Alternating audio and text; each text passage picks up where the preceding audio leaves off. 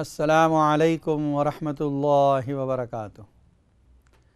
الحمد للہ حمدا کثیرا کما امر واشہد ان لا الہ الا اللہ وحدہ لا شریک لہ فی الخلق والامر واشہد ان سیدنا ونبینا ومولانا محمدا عبدہ ورسولہ المبعوث إلى الأسود والأحمر لتتميم مكارم الأخلاق وعلى آله وأصحابه الذين هم خلاصة العرب العرباء وهم كالنجوم في السماء للاقتداء والاهتداء وهم مفاتيح الرحمة ومصابيح الغرر. أما بعد فأعوذ بالله من الشيطان الرجيم. بسم اللہ الرحمن الرحیم. وَلِكُلِّ أُمَّةٍ جَعَلْنَا مَنسَكًا هُمْ نَاسِكُوهُ فَلَا يُنَازِعُنَّكَ فِي الْأَمْرِ وَادْعُ إِلَىٰ رَبِّكَ إِنَّكَ لَعَلَىٰ هُدًى مُسْتَقِيمٍ. وَإِن جَادَلُوكَ فَقُلِ اللَّهُ أَعْلَمُ بِمَا تَعْمَلُونَ. اللہ یحکم بینکم یوم القیامۃ فیما کنتم فیہ تختلفون.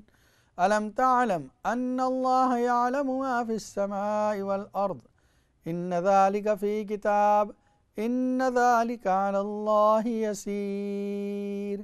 صدق اللہ العظیم.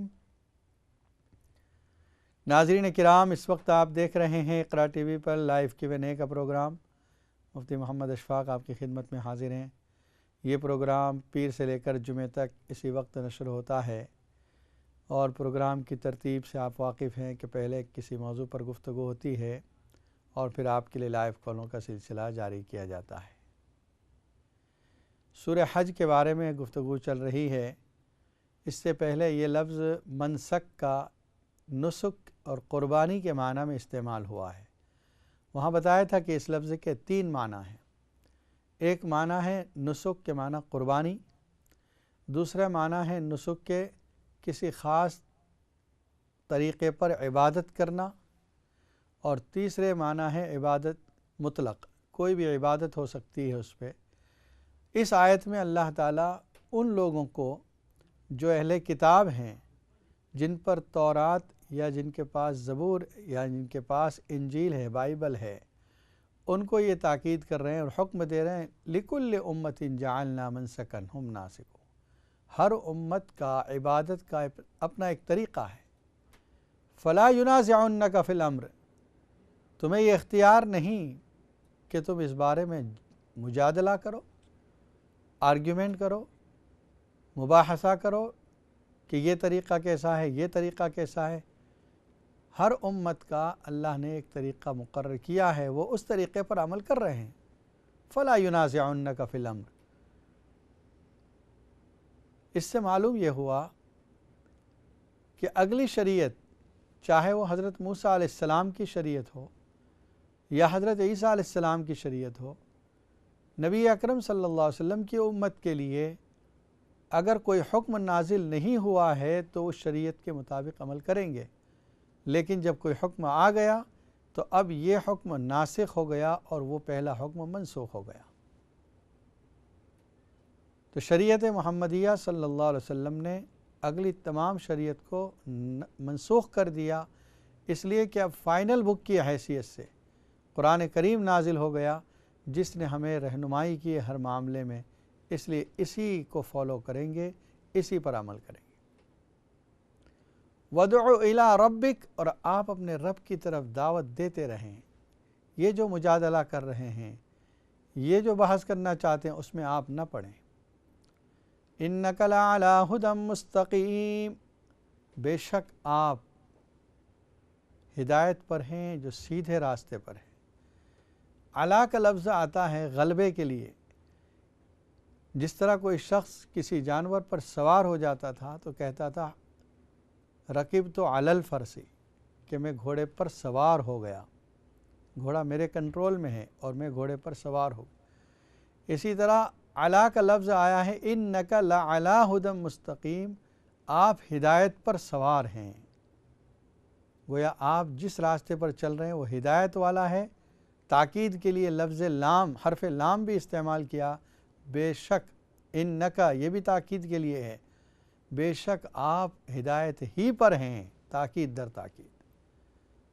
وَإِن جَادَلُوكَ، اور اگر وہ پھر بھی آپ سے مجادلہ کریں، یہ منع کیا گیا اس کے بعد بھی، فَقُلْ اللَّهُ أَعْلَمُ بِمَا تَعْمَلُونَ، آپ فرما دیجئے اے پیغمبر صلی اللہ علیہ وسلم، کیا فرما دیجئے؟ اللہ یحکم بینکم، اللہ فیصلہ کرے گا ہمارے اور تمہارے درمیان، تم اس بات کو چھوڑ دو۔ مطلب ان کے ساتھ مجادلے میں نہ پڑیں، ان کے ساتھ ڈیبیٹ اور مباحثے میں نہ پڑیں، ان کو یہ کہہ دیں کہ اللہ فیصلہ کرے گا قیامت کے۔ اللہ یحکم بینکم یوم القیامت فیما کنتم فیہ تختلفون، جن باتوں میں تم اختلاف کر رہے ہو ان باتوں میں اللہ فیصلہ کرنے والا ہے قیامت کے دن۔ قرآن مجید نے اگلی کتابوں کو برحق کہا کہ وہ نازل ہوئی تھی، اللہ نے اپنے نبی پر نازل کی، موسیٰ علیہ السلام پر، داؤد علیہ السلام پر، عیسیٰ علیہ السلام، لیکن اب وہ اپنی اصلی شکل میں محفوظ نہیں۔ بعض مضامین اب بھی اصلی شکل میں ہیں، قرآن ان کی تائید کرتا ہے، تصدیق کرتا ہے، جیسے توحید کی باتیں، آخرت کی باتیں، مرنے کے بعد زندہ ہونے کی باتیں، قرآن میں بھی یہ باتیں آئی ہیں۔ گویا اس مسئلے پر جو حصہ ان کتابوں میں آج بھی موجود ہے، قرآن اس کی تائید کرتا ہے، تصدیق کرتا ہے، لیکن اس کا یہ مطلب نہیں کہ وہ کتابیں اب عمل کی جانے کے قابل ہیں، منسوخ ہو چکی وہ کتاب۔ اب جو کتاب ہے وہ قرآن مجید ہے۔ بعض عیسائیوں کے اندر ایک جماعتیں ہیں جو لوگوں کو دعوت دینے کے لیے آتی ہیں، تو وہ اس طرح کی ذہن سازی کرتی ہیں کہ دیکھو خود قرآن میں تو ہے کہ یہ کتاب صحیح ہے، یہ کتاب تصدیق، قرآن خود ان کی تصدیق کر رہا ہے، تو ان سے کہہ دیا جائے کہ قرآن ان باتوں کی تصدیق کرتا ہے جو چینج نہیں ہوئی، جن کا تعلق توحید اور رسالت اور آخرت سے ہے، ان کے بارے میں۔ باقی احکام قرآن نے الگ ذکر فرمائے، جتنے احکام زندگی گزارنے کے تھے اس کو الگ ذکر فرمائے، نبی اکرم صلی اللہ علیہ وسلم نے پریکٹیکل لائف میں عمل کر کے بتا دیا۔ أَلَمْ تَعْلَمْ أَنَّ اللَّهَ يَعْلَمُ مَا فِي السَّمَاءِ وَالْأَرْضِ، کیا آپ نہیں جانتے کہ بے شک اللہ تعالیٰ جانتا ہے جو آسمانوں میں ہے جو زمین میں ہے۔ إِنَّ ذَلِكَ فِي كِتَابٍ إِنَّ ذَلِكَ عَلَى اللَّهِ يَسِيرٌ، یہ باتیں اللہ نے لوح محفوظ میں لکھ دی ہیں اور اللہ پر یہ بہت آسان ہے۔ لِكَيْ لَا تَأْسَوْا عَلَى مَا فَاتَكُمْ وَلَا تَفْرَحُوا بِمَا آتَاكُمْ، تاکہ تم غم نہ کرو ان چیزوں پر جو فوت ہو گئی اور تکبر نہ کرو ان نعمتوں پر جو تم کو عطا کی گئی۔ اللہ تعالیٰ فخر کرنے والوں کو پسند نہیں فرماتے۔ وَيَعْبُدُونَ مِن دُونِ اللَّهِ مَا لَمْ يُنَزِّلْ بِهِ سُلْطَانًا، یہ لوگ پوجا کرتے ہیں ان چیزوں کی جن کے بارے میں ان کے پاس کوئی دلیل نہیں کہ یہ معبود ہے۔ وَمَا لَيْسَ لَهُم بِهِ عِلْمٌ، اور نہ تو کوئی علم ہے ان کے پاس۔ وَمَا لِلظَّالِمِينَ مِن نَصِيرٍ، ظالموں کا کوئی مددگار نہیں۔ وَإِذَا تُتْلَىٰ عَلَيْهِمْ آيَاتُنَا بَيِّنَاتٍ، جب ان کے سامنے آیات تلاوت کی جاتی ہیں، اللہ کی طرف سے نازل شدہ کھلی کھلی آیتیں، تعرف فی وجوہ الذین کفروا المنکر، کافروں کے چہروں کو آپ دیکھیں گے کہ ان کے چہرے اوپرے لگ رہے ہیں، اجنبی لگ رہے ہیں۔ یکادون یسطون بالذین یتلون علیہم آیاتنا، قریب ہے کہ وہ حملہ کر دیں۔ قل افانبئکم بشر من ذالکم النار، فرما دیجئے پیغمبر صلی اللہ علیہ وسلم کیا میں تم کو بتلاؤں تمہارا برا انجام کیا ہے؟ النار، جہنم تمہارا ٹھکانہ ہے۔ وعدها اللہ الذین کفروا وبئس المصیر، اللہ نے کافروں کے بارے میں یہ وعدہ کیا ہے کہ جو کفر پر مرے گا، جو ایمان اختیار نہیں کرے گا، اس کے لیے جہنم ہمیشہ کے لیے، ہمیشہ کے لیے، اس لیے کہ اگر یہ زندہ رہتا فور ایور تب بھی یہ کفر پر باقی رہتا، اس وجہ سے ہمیشہ کے لیے جہنم ہے۔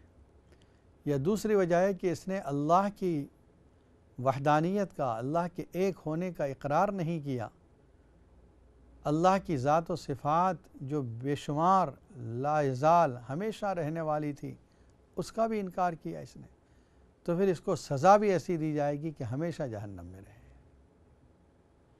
یا ایھا الناس ضرب مثل فاستمعوا لہ، اب یہاں سے اللہ تعالیٰ مثال بیان کر رہے ہیں۔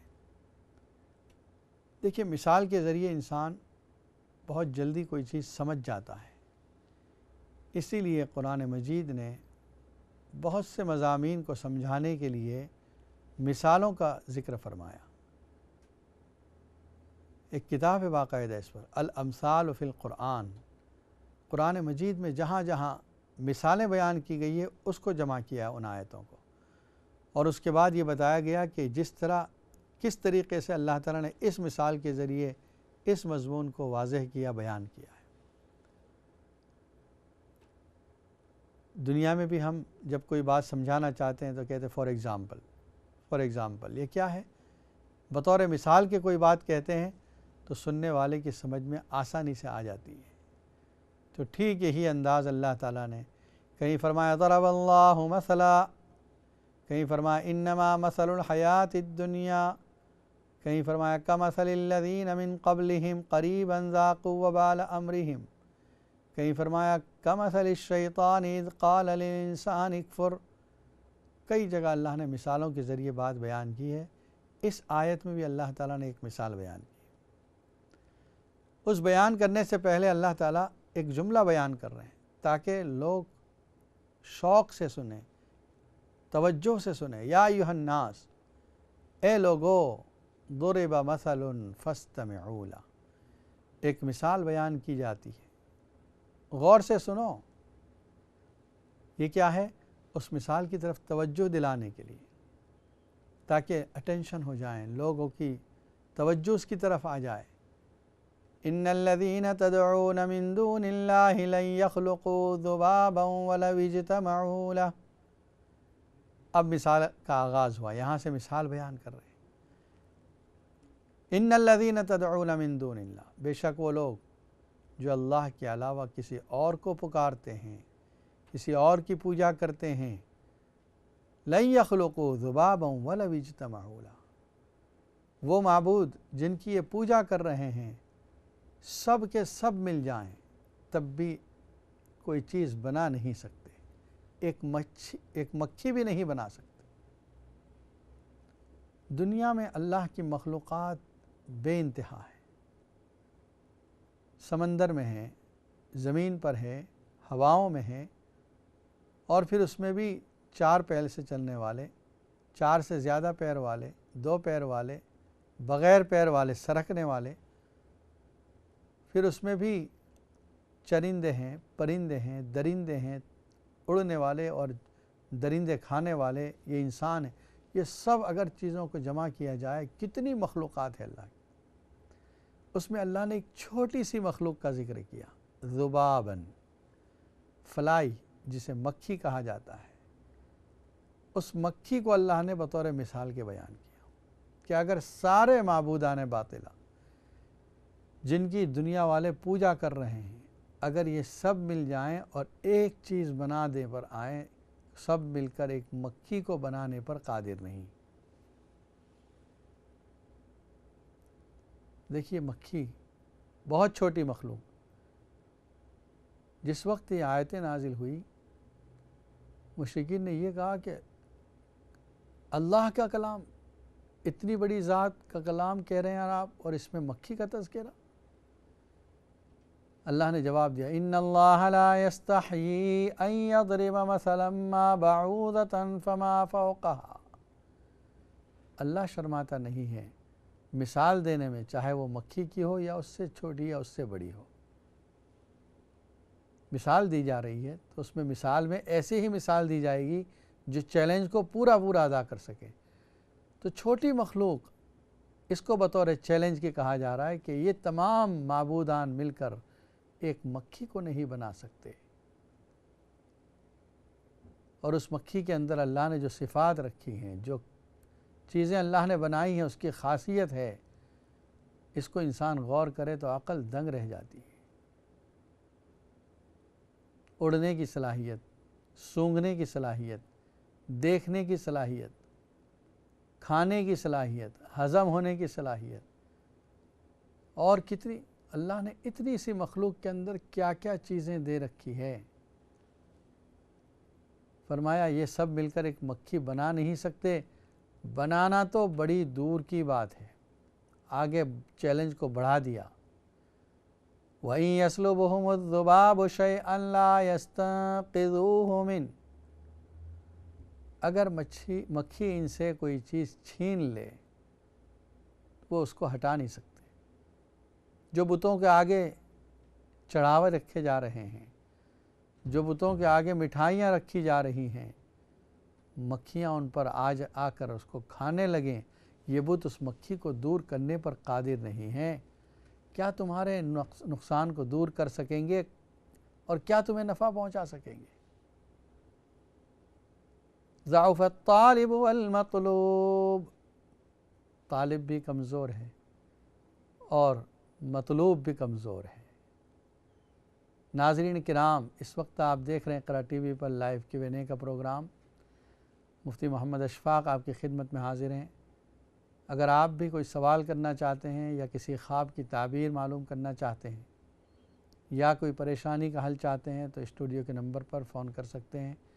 انشاءاللہ قرآن و سنت کی روشنی میں آپ کے سوالات کے جوابات دیے جائیں گے۔ طالب بھی کمزور اور مطلوب بھی کمزور۔ طالب کون ہے؟ جو عبادت کرنے والے عابدین ہیں ان کے، اور معبود جو ہے وہ مطلوب ہے۔ کہا دونوں کمزور ہیں۔ ایک کی کمزوری تو اللہ نے خود بیان کر دی، یہ مکھی ہٹانے پر قادر نہیں، اور طالب کی کمزوری یہ ہے کہ یہ عقل ہوتے ہوئے اپنے ہی ہاتھوں سے تراشے ہوئے بتوں کے آگے سجدہ کر رہا ہے۔ یہ کتنا کمزور ہے۔ حضرت ابراہیم علیہ السلام کی بات کو یاد کریں، اُفٍّ لَکُمْ وَلِمَا تَعْبُدُونَ مِن دُونِ اللَّهِ، افسوس ہو تم پر بھی اور ان معبودوں پر جن کی تم پوجا کرتے ہو اللہ کے علاوہ۔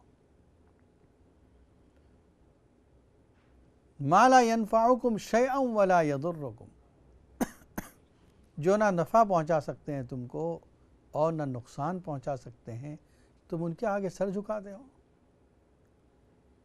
جن کو تم نے اپنے ہاتھوں سے بنایا۔ لِمَ تَعْبُدُ مَا لَا يُبْصِرُ وَلَا يُغْنِي عَنْكَ شَيْئًا۔ ابا جان سے جب ابراہیم علیہ السلام کہہ رہے ہیں کہ ابا جان آپ کیوں پوجا کرتے ہیں اس کی جو نہ سنتے ہیں، نہ دیکھتے ہیں، نہ آپ کو نفع پہنچا سکتے ہیں۔ اور آگے قوم سے جب کہا جا رہا ہے، فرمایا اذ قال لقومه الا تتقون، کس طریقے سے آپ جھکتے ہیں ایسی چیزوں کے سامنے جو نہ نفع پر قادر ہیں، نقصان پر قادر ہیں۔ ایک کالر لائن پر موجود ہے۔ السلام علیکم ورحمۃ اللہ وبرکاتہ۔ وعلیکم السلام ورحمۃ اللہ وبرکاتہ۔ مولانا صاحب آپ سے ایک سوال پوچھنے تھے۔ جی فرمائیے۔ ایک جو آدمی خود کچھ بھی نہ ہو اور اپنے آپ کو بہت بڑی چیز سمجھے، ہر کوئی ذلیل اور دو ٹکے کے اس طرح کے الفاظ بولے، تو کبھی اسے نماز قرآن نہ پڑھا ہو اور دوسروں میں بار ہر باتیں کرتا ہو، اس کے بارے میں کچھ بتائیے گا۔ اور ایک سوال یہ ہے کہ خواب یہ کہ میں نے رات کو خواب میں دیکھا ہے کہ میں ایئرپورٹ پہ کھڑی ہوں اور مطلب اپنے بیٹے کو کہتی ہوں کہ مجھے ایک دفعہ میں نے آگے 6 عمریں کر لی ہیں، تو مجھے ایک عمر اور کرا دو تو مجھے حج کا ثواب مل جائے گا۔ بابا پلیز مجھے ایک عمرہ کرا دو، پلیز مجھے ایک عمرہ کرا دو۔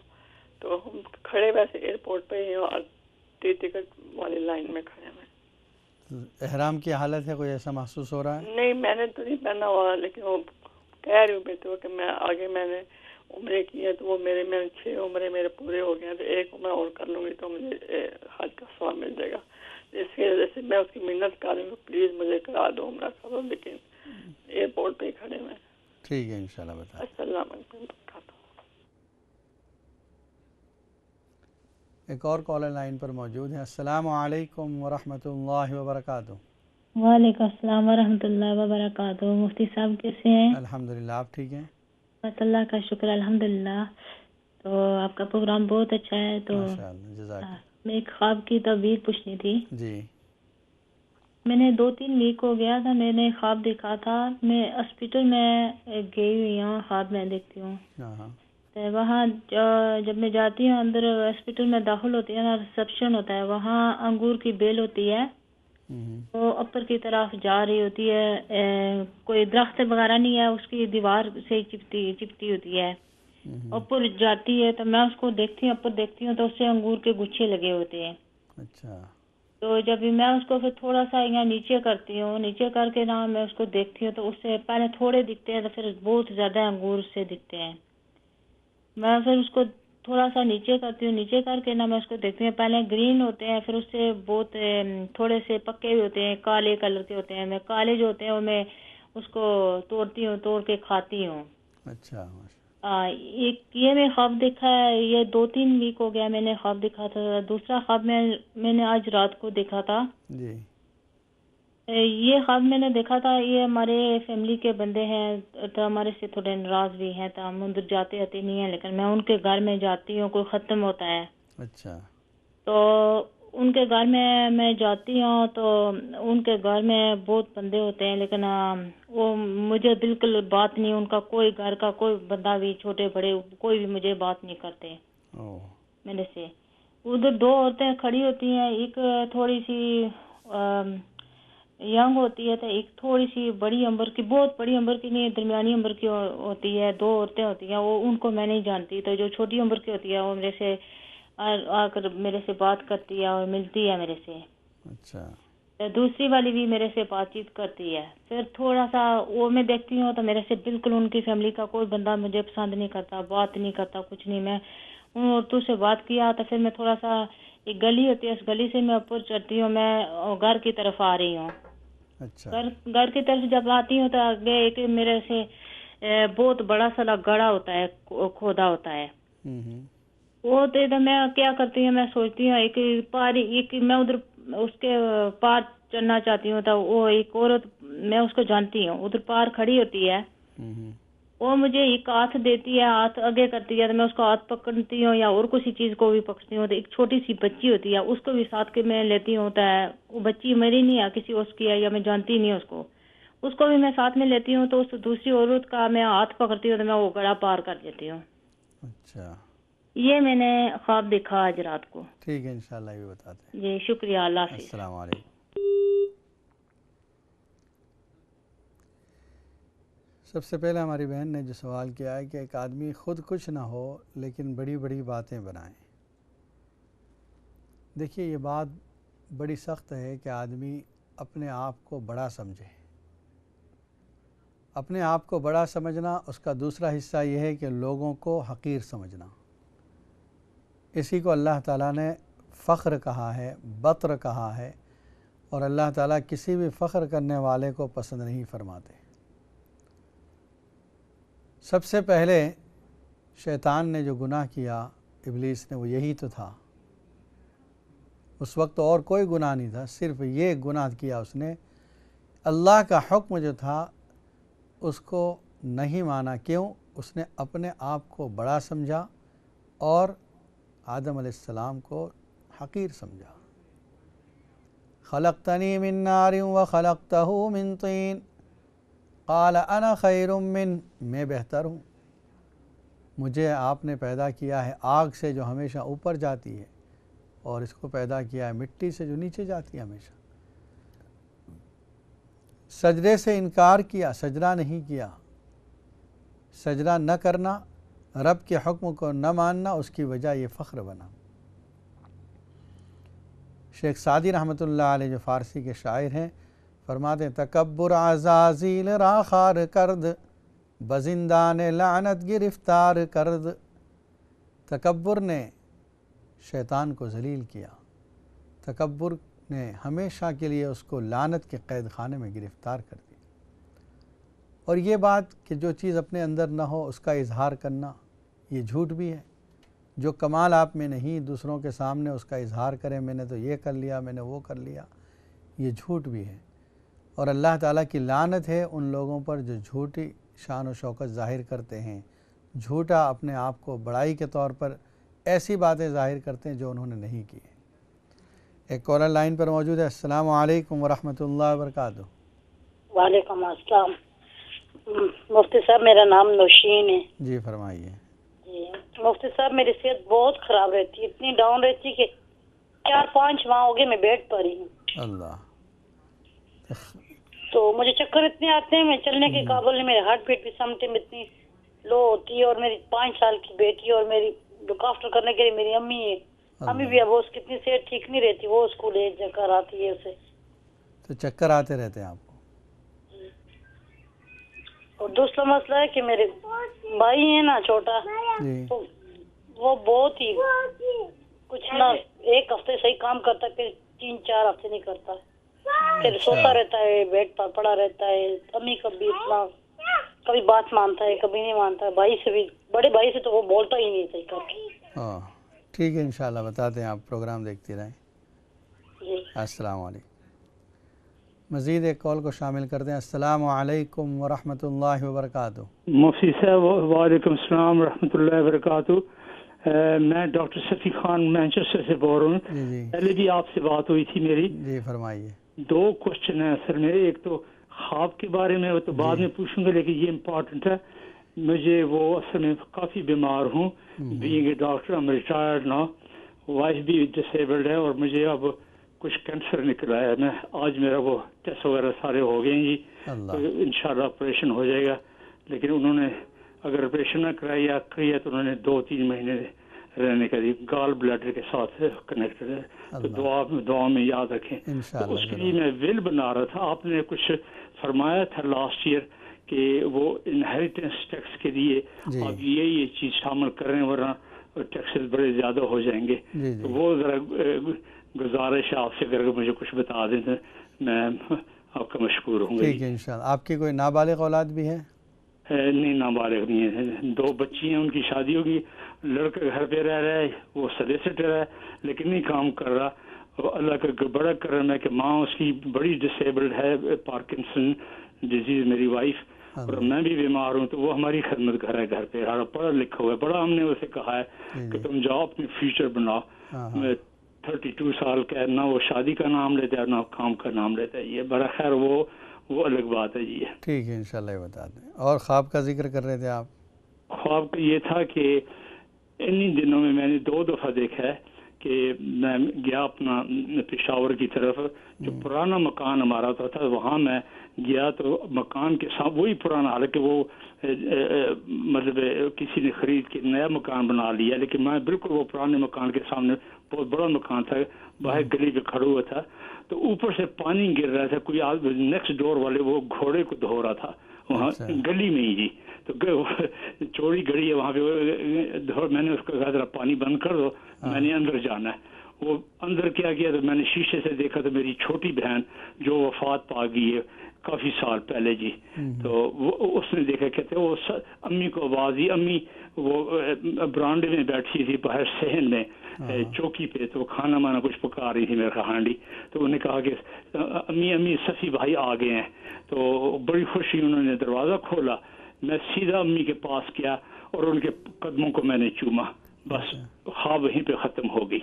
تو میں نے کہا میاں السلام علیکم، پھر میں ان کے گر گیا نیچے، قدموں پہ چوما، یہ کچھ 2-3 ہفتے ہوئے ہیں، اور پرسوں مجھے پھر یہی خواب پھر آئی ہے کہ میں مکان، یہ پتہ نہیں کہاں سمجھا، وہی مکان تھا، گیا ہوں اندر، اور امی جان اسی طرح بیٹھی تھی چوکی پہ، کچھ ہانڈی پکا رہی تھی، یہ جو کچھ بھی تھا، تو میں نے پھر جا کے نیچے ان کو قدموں پہ بوسہ دیا جی۔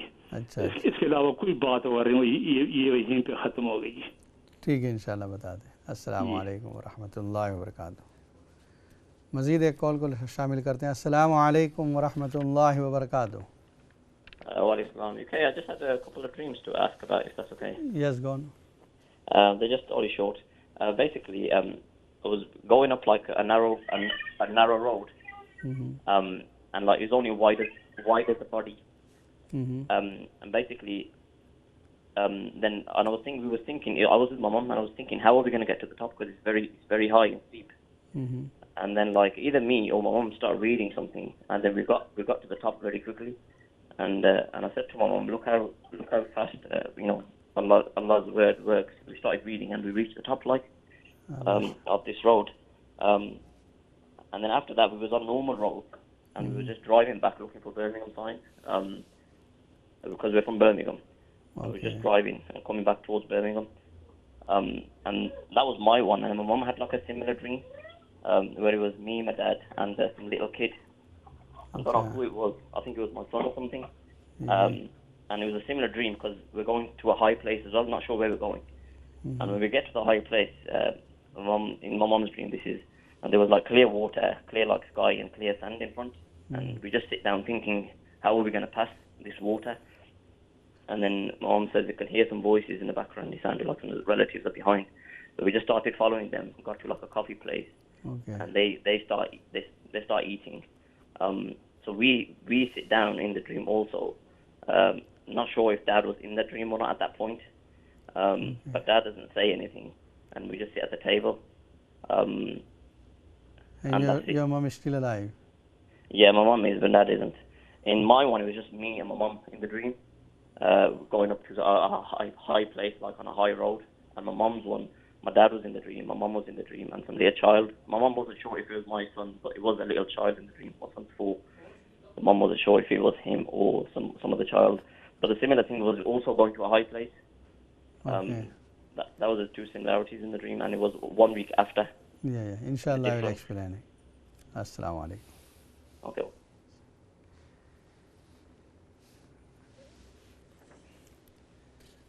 दूसरा हमारी बहन का जो ख्वाब था, उन्होंने ये देखा है कि वो एयरपोर्ट पर हैं और क्यू में खड़ी हुई हैं। कुछ लोग उम्रा के लिए जा रहे हैं और ये सोच रही हैं कि 6 उम्रा तो मेरे हो गए और एक उम्रा हो जाए तो हज का सवाब मिल जाएगा।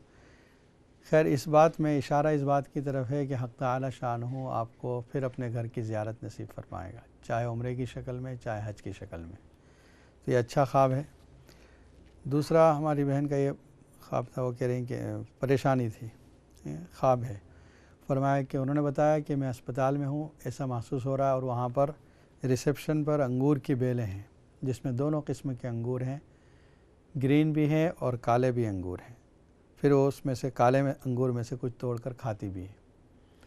देखिए, कुरान मजीद में अल्लाह ताला ने अंगूर को रिज़्क़ हसन बताया है, अच्छा खाना है। इसका मतलब ये है कि आपके पास जो आमदनी आ रही है, जो इनकम है, वो अच्छी है और बरकत होगी उसमें, और अल्लाह ताला आपकी इस इनकम को बढ़ाएगा। जिस कदर आपने अंगूर के खोशे देखें, इसी कदर ज़्यादा आपको माल मिलेगा। दूसरी हमारी बहन का सवाल था, उन्होंने बताया कि उन्हीं का सवाल है कि फ़ैमिली, एक ऐसी फ़ैमिली जिनके साथ हमारे ताल्लुक़ात टूटे हुए हैं, नाराज़ हैं वो लोग, उनके घर पे जाती हैं तो वहाँ 2 औरतें होती हैं, एक छोटी है और एक बड़ी है। वो उनसे बातें करती है और रास्ते में वापसी में एक गड्ढा जो होता है उसमें एक औरत जब इनकी मदद करती है, जिसको वो जानती है, उसके मदद के ज़रिए से फिर आप उस गड्ढे को पार कर लेती है। ख्वाब में इशारा इस बात की तरफ है कि आप इस फैमिली के साथ कोशिश करेंगी कि ताल्लुक़ात जुड़ जाएं, लेकिन ये लोग तैयार नहीं होंगे। खैर, आप अपनी तरफ से कोशिश करेंगी, आपको सवाब मिल जाएगा, और वो लोग अगर बात नहीं करेंगे बाद में तो वो गुनहगार होंगे।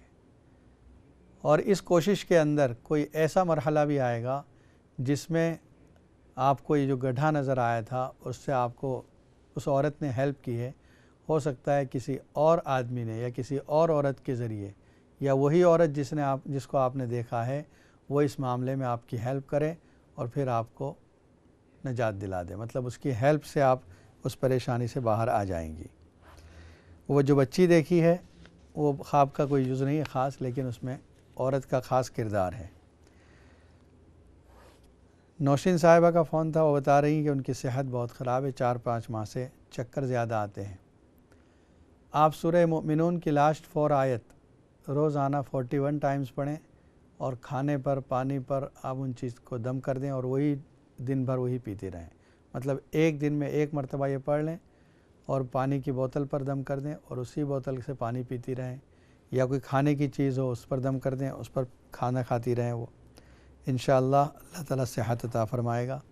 چھوٹے بھائی کے بارے میں یہ ہے کہ اس کے لیے والدہ اگر پڑھ سکتی ہیں تو وہ خود پڑھیں، ورنہ یہ بھائی اگر پڑھتا ہے یا آپ پڑھ سکتی ہیں تو آپ پڑھیں۔ سورہ مائدہ کی آیت نمبر 114 یہ پڑھیں روزانہ 41 ٹائمز، شروع میں آخر میں درود شریف بھی پڑھیں 11 مرتبہ، انشاءاللہ اللہ تعالیٰ اس کو اچھی سمجھ عطا فرمائے گا اور انشاءاللہ پھر یہ کام کرے گا۔ ہمارے ڈاکٹر صاحب مانچسٹر سے، انہوں نے فون کیا، بہت بیمار ہیں۔ دیکھیے اللہ تعالیٰ سے دعا کرتے ہیں حق تعالی شانہ آپ کی بیماری کو ختم فرمائے، شفا کاملہ عاجلہ عطا فرمائے۔ وصیت کے بارے میں جو کہا گیا تھا اس سے پہلے بھی کہ اگر آپ نے ول تیار کر کے رکھی ہے تو اس ول کے مطابق آپ کی وراثت تقسیم ہوگی اس ملک میں، اور اگر ول نہیں ہے تو وہ ڈائریکٹ بیوی کے نام پہ چلا جاتا ہے، حالانکہ اس میں بیوی کے علاوہ جو آپ کے بیٹے ہیں، آپ کی بیٹی ہے، ان کا حصہ ہے۔ تو آپ یہ کریں کہ ول اس طریقے سے بنائیں جو شریعت نے ان کے حصے مقرر کیے ہیں۔